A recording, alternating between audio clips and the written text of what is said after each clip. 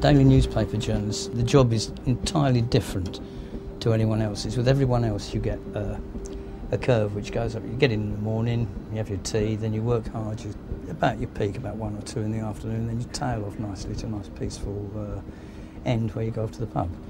The journalist, it starts there and gets worse all the way up. It's a straight line. Your biggest tension is, what time is it now? About now, 1 minute before deadline while I'm talking to you, which is probably the wrong thing to be doing. Yeah, the front can go. Right, I better get them sent. About 3.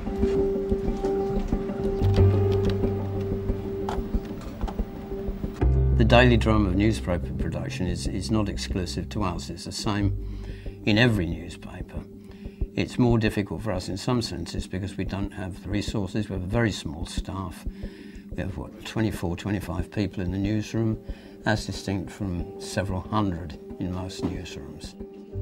Because we can't afford multi-site printing across the UK, means that everything goes out from our printers in Rainham in Essex, which means that it goes by road. So we're vulnerable to the weather, we're vulnerable to road accidents. Nevertheless, it's a drama which has its pluses. There's nothing more satisfying than actually seeing the paper the next morning and seeing it saying something which no other newspaper will be saying, and putting a case which no other newspaper puts.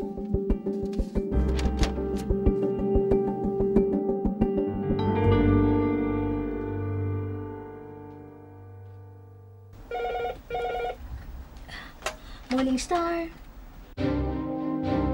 The Daily Worker was born on the 1st of January 1930 under founding editor William Rust. As the organ of the Communist Party, it agitated for a Soviet Britain. Not surprisingly, Britain's ruling class tried to strangle the baby in its cradle. Yet the Daily Worker lives on today as the Morning Star, owned by a people's cooperative and still fighting for peace and socialism. The press is, in the hands of very few people and very few big business, money-grabbing organisations, and the Morning Star is not like that. I think the Morning Star has never been about just making money. It's about informing our readers how to make the world into a better place. The daily papers used to have industrial correspondents. Not one daily newspaper now has an industrial correspondent other than the Morning Star. The Morning Star is unique, not only in Britain but actually across the world. It's the only daily English language socialist newspaper. It's the only newspaper which speaks for the left, which speaks for working people, and is unashamedly on their side. It's a very small newspaper with a very large task. Get your Morning Star. Thank you very much, comrade. Thank you. Yeah, you take care.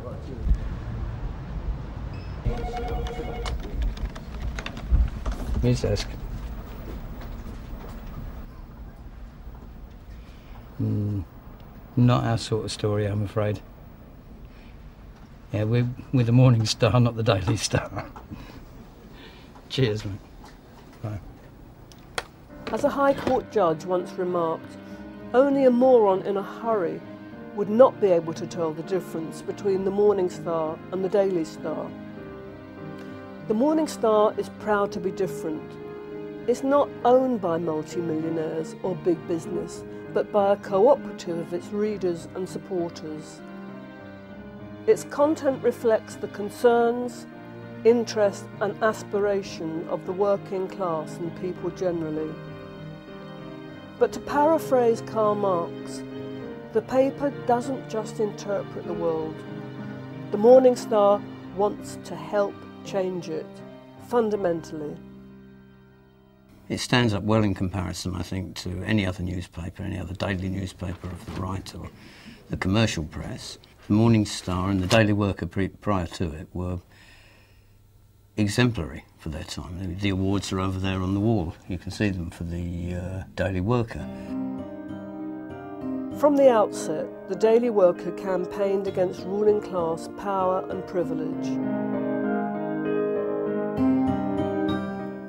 As a result, the paper was boycotted by wholesalers, its offices raided by police, and its staff frequently arrested and imprisoned. It stood shoulder to shoulder with the national unemployed workers' movement in battles against mass unemployment and slum landlords. Alone among the national press, the Daily Worker cheered on the hunger marchers. The coronation of the people, this is in 1937, when the paper said, well, what is all this pomp and circumstance about, when the people haven't got enough? This was in the height of the Depression. And looking at the old headlines of the Daily Worker, which I've got a lot here, you can see how things haven't really changed between the 30s and the 50s, the 60s, the 70s. The message is always the same. It's the poor that takes the pain, and it's the rich that gets the pleasure. In the Great Slump, the Daily Worker urged workers to fight not only for their immediate demands, but for an end to capitalism. In Britain, some aristocrats and military chiefs turned to Sir Oswald Mosley and the fascists as a way out of capitalism's crisis. Harry Pollitt and Phil Paratin and the Daily Worker urged militant opposition to Mosley, while capitalist papers like the Daily Mail cried, "Hurrah for the black shirts." Mass action defeated the fascists in Cable Street in the East End in 1936, the year that General Franco launched the fascist rebellion in Spain. Britain's communists opposed the arms embargo on the democratically elected Spanish government. The Communist International and the Soviet Union appealed for worldwide solidarity. 2,000 volunteers left Britain to join the international and medical brigades and defend Spain's democratic republic. The Daily Worker campaigned for an anti-fascist alliance between Britain, France and the Soviet Union. In Germany, the bankers and industrialists had financed Hitler's rise to power. Britain's Tory government appeased the Nazis. The British ruling class didn't want to fight fascism. They wanted Hitler to invade the Soviet Union instead. Trapped by treaty commitments to Poland, Chamberlain eventually declared war on Germany. It was a phony war until the Luftwaffe blitzed London and other cities. These devastating air raids led the Daily Worker to step up its campaign for deep shelters for the working class. The super-rich were already safe, far beneath the Mayfair and Savoy hotels, in their private bunkers or across the Atlantic. The Daily Worker agitated for a people's government to secure a people's peace. At last, on January the 21st, 1941, Churchill and his Labour Home Secretary went into action.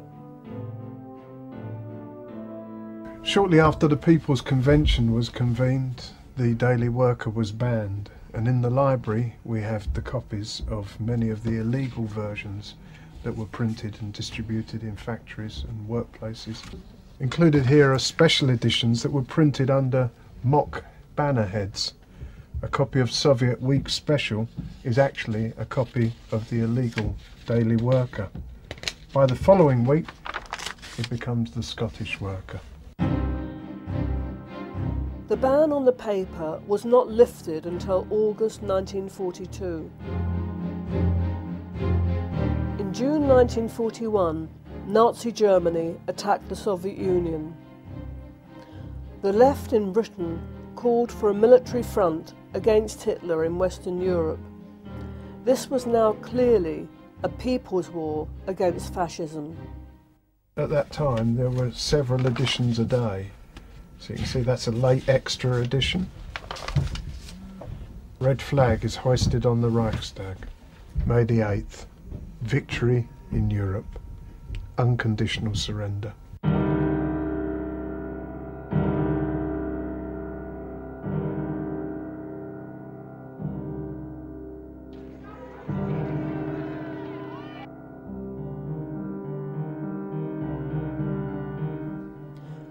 Despite Churchill's Gestapo smears, Labour won the 1945 general election with a landslide.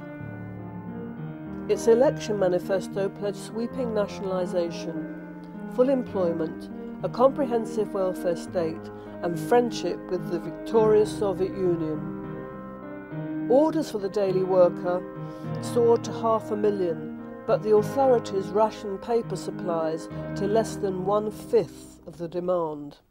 From 1930 until then, the Daily Worker was owned and published by the Communist Party of Great Britain. It was an organ of the party.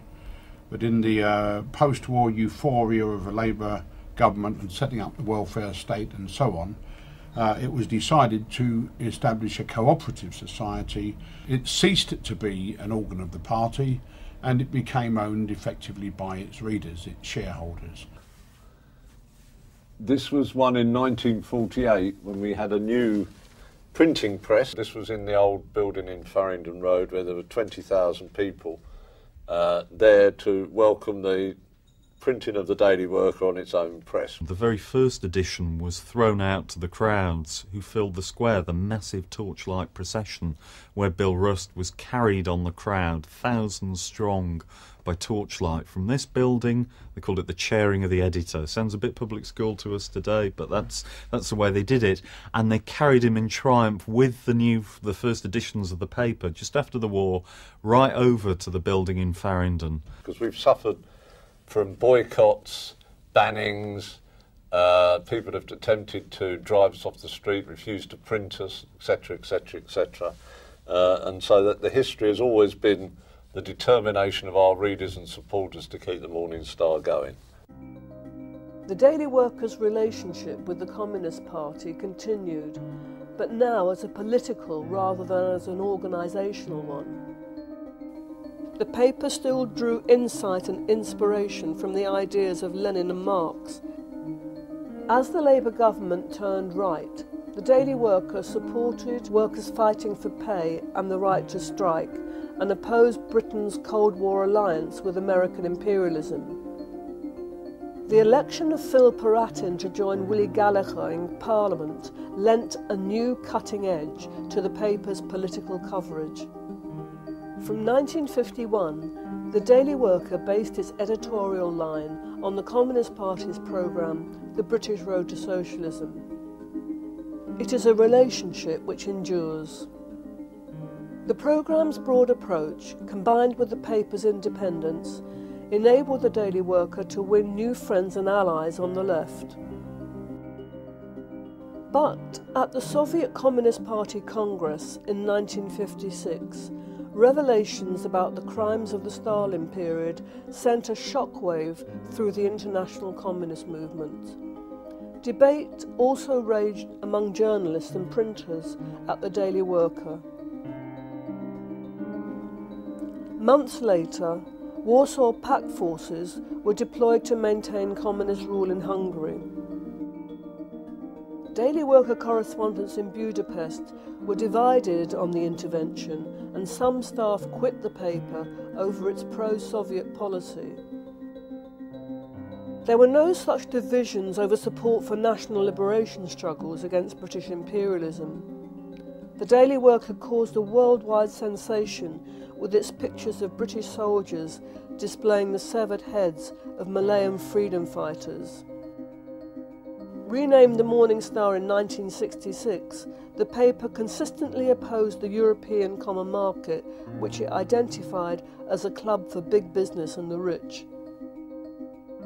And in the great battles of the 1970s and 1980s, the Morning Star stood by workers fighting for jobs, union rights, higher wages and equal pay for women.